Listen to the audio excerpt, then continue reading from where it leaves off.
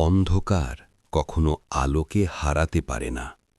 একটি ছোট আলোই যথেষ্ট, যদি তা সত্যিকারের আলো হয়। বাংলার এক ছোট গ্রামে থাকত রফিক নামে এক কিশোর। গ্রামটা ছিল খুবই গরিব, রাতে বেশিরভাগ ঘরেই আলো জ্বলত না। রফিকের ঘরেও ছিল না বিদ্যুৎ, কিন্তু তার একটা ছোট তেলের বাতি ছিল, যেটা সে খুব যত্ন করে রাখত। প্রতিদিন রাতে রফিক সেই বাতি জ্বালিয়ে পড়াশোনা করত। তার মা বলত, বাবা, তেলটা সাবধানে ব্যবহার করো, আমাদের বেশি নেই।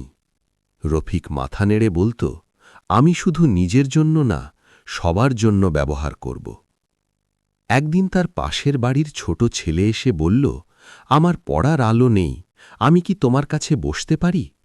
রফিক হাসল, আলো কি কখনো একা জ্বলে? এসো। ধীরে ধীরে আরও 2 জন, 3 জন, শেষে ছোট্ট সেই বাতির আলোয় 5-6 জন শিশু একসাথে পড়তে লাগল।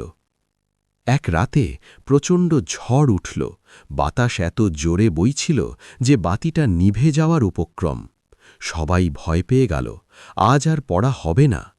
রফিক বাতিটা 2 হাতে ঢেকে বলল, যতক্ষণ আমি আছি আলো নিভবে না। সে নিজের হাত পুড়িয়ে কষ্ট সহ্য করে বাতিটা জ্বালিয়ে রাখল।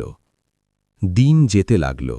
গ্রামের মানুষ দেখতে পেল এই ছোট্ট আলো শুধু একটা ঘর নয়, অনেকগুলো জীবন আলোকিত করছে।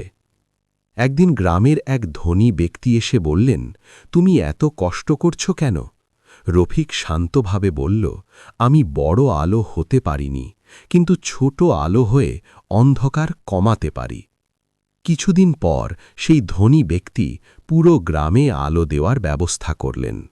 সেদিন সবাই খুশি, কিন্তু রফিক চুপচাপ নিজের ছোট বাতিটার দিকে তাকিয়েছিল।